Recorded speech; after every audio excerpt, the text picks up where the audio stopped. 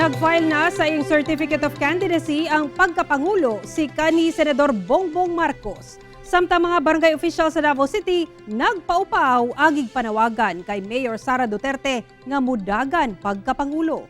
Ato ibalik si Argil, relator.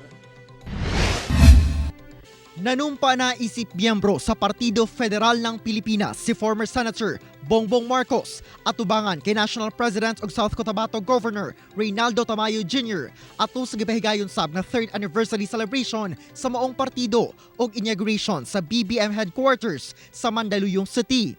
Sa maong panagtigom sab, opisyal nga gianunsyo ni former Senator Marcos ang iyang planong pagdagan pagkapangulo sa eleksyon 2022.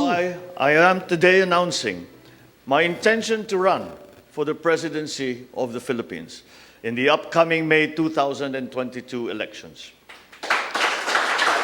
I will bring that form of unifying leadership back to our country. Kaganihang buntag, diyang nag-file na sa iyang kandidacy pagkapangulo si former Senator Marcos.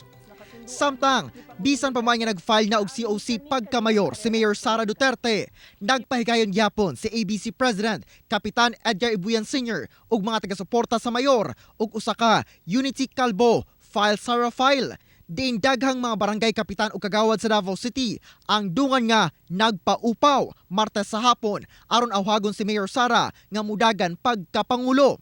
Kahinumduman nga mismo si Mayor Sara Duterte ang nagpa-upaw ni atong 2016 elections aron suportahan ang panawagan nga mudagan ang iyang amahan pagkapangulo. Last 2016 mo gyapon natong gihimo no kay para mudagan si Presidente Digong. So kagapon ato na po nahimuon no. Kagapon gihimo na po nato para mudagan na gyud si Mayor Inday. Nagtuog gihapon ang citizens movement nga hugpong para kay Sara nga ang pag-atras ni Pangulong Rodrigo Duterte sa pagdagan pagka-vice presidente maoy paagi nga iduso sa mayor ang iyang kandidatura pagkapangulo. Ako si Argil, relator para sa One Mindanao.